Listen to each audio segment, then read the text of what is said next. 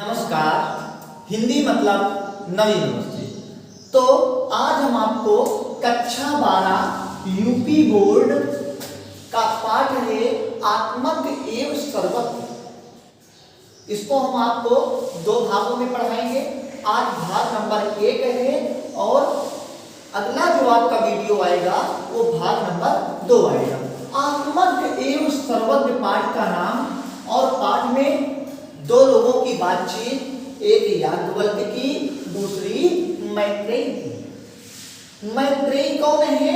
याज्ञवल्क्य की पत्नी है। याज्ञवल्क्य नाम है और एक पत्नी का नाम और है जिसका नाम है कात्यायनी। तो यहाँ पे याज्ञवल्क्य और मैत्रेयी के बीच में कुछ बातचीत हुई। बातचीत किसकी हुई है? तो अमरता के साधन को प्राप्त करने की बात हुई है कि हमें अमरता का साधन कैसे मिल सकता है। तो जो बातचीत याज्ञवल्क्य और मैत्रेयी के विषय में हुई है उस बात को हम लोग सुनेंगे और पढ़ेंगे। क्यों पढ़ेंगे? क्योंकि भैया पढ़ेंगे नहीं तो ये आपके कोर्स में है और कोर्स में है तो आएगा, जब पढ़ेंगे नहीं तो हमको आएगा नहीं। तो ये जो पति और पत्नी ने जो बातें की हैं इसको हम लोग घर में बैठ के ही पढ़ेंगे। घर में क्यों पढ़ेंगे? क्योंकि कानपुर की हवा लोगों को रास नहीं आती, इसीलिए तो कानपुर वालों को आजकल सांस नहीं आती। तो ऑक्सीजन का सिलेंडर आराम से व्यवस्था करिए और घर से पढ़ाई करिए। बहुत ही अच्छा समय चल रहा है, ठीक है। तो याज्ञवल्क्य माने याज्ञवल्क्य ने, मैत्रेयी माने मैत्रेयी, याज्ञवल्क्य भी नाम और मैत्रेयी भी नाम। तो याज्ञवल्क्य ने मैत्रेयी से उवाच माने कहा। उवाच माने कहा तो क्या हो जाएगा? याज्ञवल्क्य ने मैत्रेयी से कहा। ये लाइन क्लियर? याज्ञवल्क्य ने मैत्रेयी से कहा। वैसे पति और पत्नियों की बातें आपस में सुननी नहीं चाहिए, लेकिन यहाँ पे ज्ञान की बातें हो रही है इसलिए जरूर सुननी चाहिए, ठीक। तो याज्ञवल्क्य ने मैत्रेयी से कहा। क्या कहा? मैत्रेयी, ये छोटी ही है, इसको हम बड़ी कर देंगे। क्यों? क्योंकि हिंदी से लिखेंगे। तो मैत्रेयी उद्याश्यान, उद्याश्यान माने होता है ऊपर जाने वाला। अहम माने मैं, उद्याश्यान माने ऊपर जाने वाला हूं, अहम माने मैं, अस्मात् माने स्थान, अस्मात् माने इस, स्थान माने स्थान से अस्म माने हूं। तो मैं ऊपर जाने वाला हूं इस स्थान से। तो क्या हो जाएगा? मैं इस स्थान से ऊपर जाने वाला हूं। मैं इस स्थान से ऊपर जाने वाला हूं। क्लियर? अब तुम लोग सोच रहे होंगे भैया कि का निपटने वाले हैं क्या, मरने वाले हैं क्या? तो ऐसा कुछ नहीं है। ये पारिव्रज एक आश्रम होता है और आसान सी भाषा में यदि देखा जाए तो जिसको हम लोग बोलते हैं संन्यास। ऊपर जाने वाला मतलब अंतिम अवस्था क्या होती है? तो संन्यास की अवस्था होती है। संन्यास के बाद में कुछ नहीं होता, सबसे श्रेष्ठ अवस्था मानी जाती है। तो मैं ऊपर जाने वाला हूं मतलब कहने का तात्पर्य है कि मैं संन्यास लेने वाला हूं। तो मैं इस स्थान से ऊपर जाने वाला, कोटक में संन्यास लेने वाला हूं, संन्यास लेने वाला हूं। क्लियर? मैं इस स्थान से ऊपर कोष्ठक में संन्यास लेने वाला हूं या ऊपर जाने वाला हूं, ठीक है। तो याज्ञवल्क्य ने मैत्रेयी से कहा, मैत्रेयी मैं इस स्थान से ऊपर अर्थात संन्यास लेने वाला हूं। तो क्या है? ततेस्तनया कात्यायन्या विच्छेदं करवाणि इति। तो तुम्हारी दूसरी, अनया माने दूसरी, कात्यायन्या माने कात्यायनी और दूसरी कात्यायनी। दूसरी कात्यायनी कौन है? दूसरी पत्नी। नाम क्या? कात्यायनी। विच्छेदम माने बंटवारा, विच्छेदम माने भैया बंटवारा, करवान माने करना चाहता हूं, इति माने ऐसा। तो तुम्हारी इस दूसरी पत्नी कात्यायनी से धन का बंटवारा करना चाहता हूं। या धन नहीं दिया लेकिन भैया बंटवारा काहे का होगा? धन का ही तो होगा। भाई प्राय का बंटवारा होता है और कहे का बंटवारा होता है। मार्कशीटों का बंटवारा तो हो नहीं जाएगा कि फर्स्ट ईयर की तुम रख लो, इंटर की हम रख लेंगे, है ना।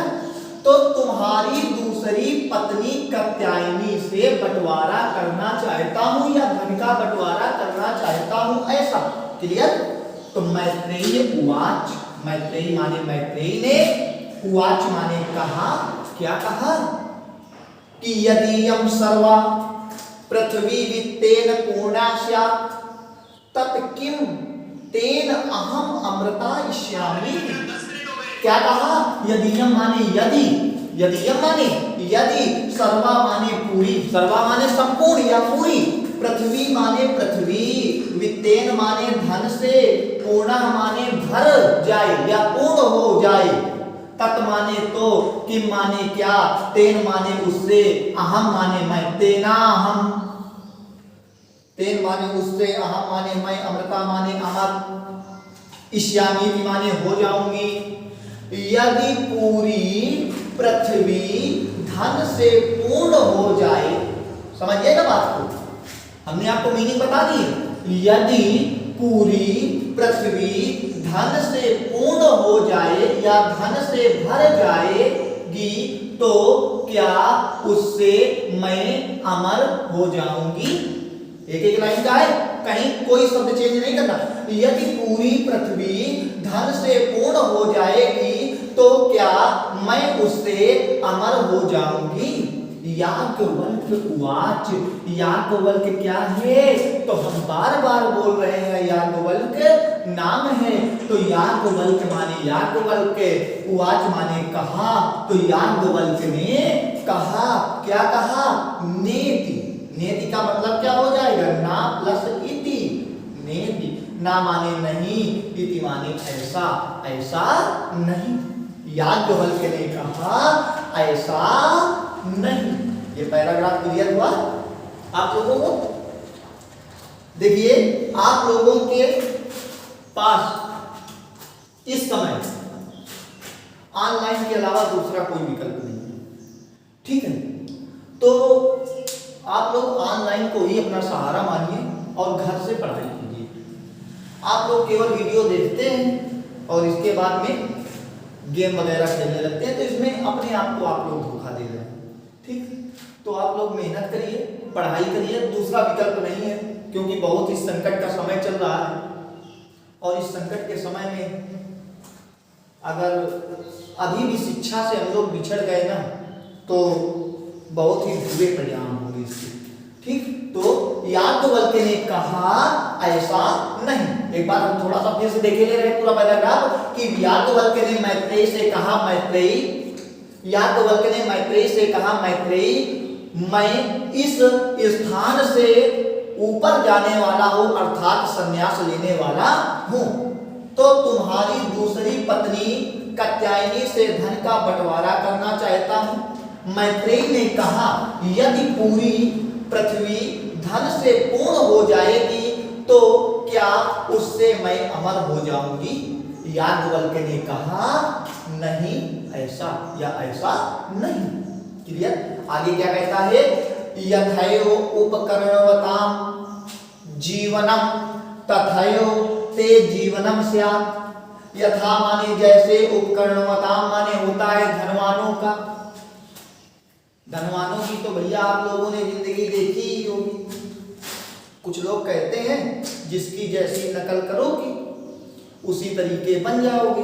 आजकल बहुत ट्रेंड में चल रहा है। तो कुछ लोग कहते हैं हम अनिल अंबानी की नकल करते हैं, तो अनिल अंबानी जैसा बनने के लिए काम भी तो करना पड़ेगा। नकल में से केवल थोड़ा कुछ हो जाता है। तो कहता है जैसे धनवानों का जीवनम माने जीवन, तो जैसे धनवानों का जीवन होता है तथैव माने वैसा ही, ते माने तुम्हारा, जीवनम माने जीवन, स्यात् माने होगा, स्यात् माने होगा। तो जैसा धनवानों का जीवन होता है वैसा जीवन हो जाएगा। जैसा धनवानों का जीवन होता है वैसा जीवन हो जाएगा। अमृतस्व, अमृतस्व माने अमरता से, अमृतस्व माने अमरता से, ना माने नहीं, आशा माने आशा, अस्ति माने है, अमरता से नहीं आशा है।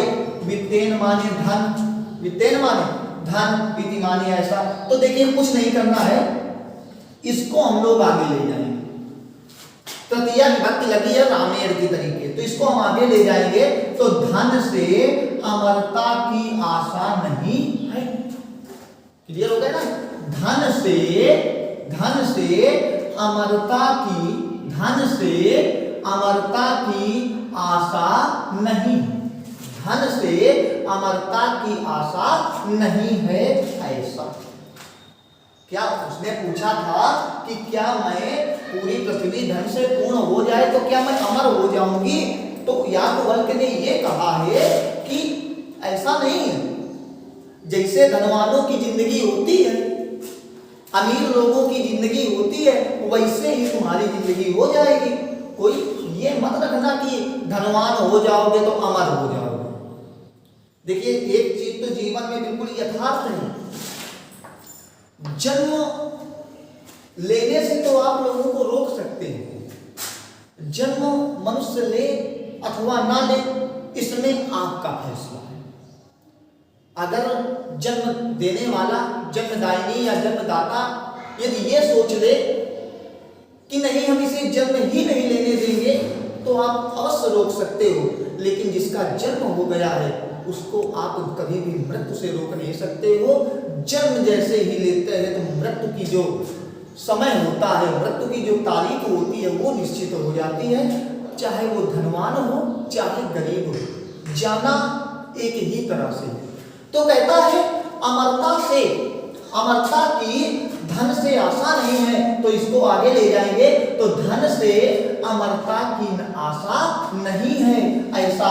तो सा माने उस, मैत्रेयी माने मैत्रेयी ने, उवाच माने कहा, तो उस मैत्रेयी ने कहा। मैत्रेयी क्या है? नाम है।